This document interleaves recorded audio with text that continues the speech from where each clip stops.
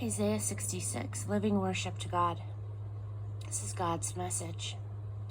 Heaven is my throne, earth is my footstool. What sort of house could you build for me? What holiday spot reserved for me? I made all of this. I own all of this. This is God's decree. But there is something I am looking for. A person simple and plain, reverently responsive to what I say. Your acts of worship are acts of sin. Your sacrificial slaughter of the ox is no different from murdering the neighbor.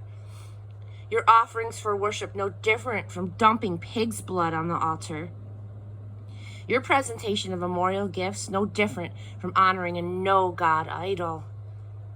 You choose self-serving worship. You delight in self-centered worship. Disgusting. Well, I choose to expose your nonsense and let you realize your worst fears. Because when I invited you, you ignored me. When I spoke to you, you brushed me off. You did the very things I exposed as evil. You chose what I hate. But listen to what God has to say to you who reverently respond to his word. Your own families hate you and turn you out because of me. They taunt you, let's see God's glory. If God's so great, why aren't you happy? But they're the ones who are going to end up shamed. Rumbles of thunder from the city, a voice out of the temple, God's voice handing out judgment to his enemies. Before she went into labor, she had the baby. Before the birth pangs hit, she delivered a son. Has anyone heard of such a thing? Has anyone seen anything like this?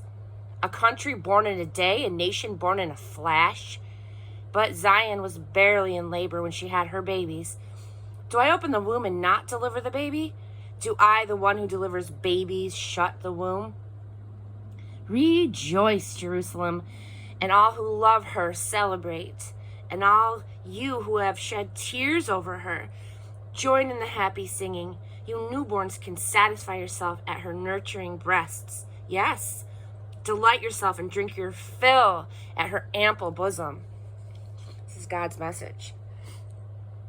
I'll pour robust well-being into her like a river, the glory of nations like a river in flood. You will nurse at her breasts, nestle in her bosom, and be bounced on her knees. As a mother comforts her child, so I'll comfort you. You'll be comforted in Jerusalem. You'll see all this and burst with joy. You will feel 10 feet tall as it becomes apparent that God is on your side and against his enemies.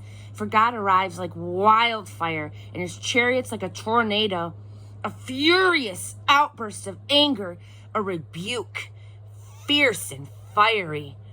For it's by fire that God brings judgment, a death sentence on the human race. Many, oh so many, are under God's sentence of death.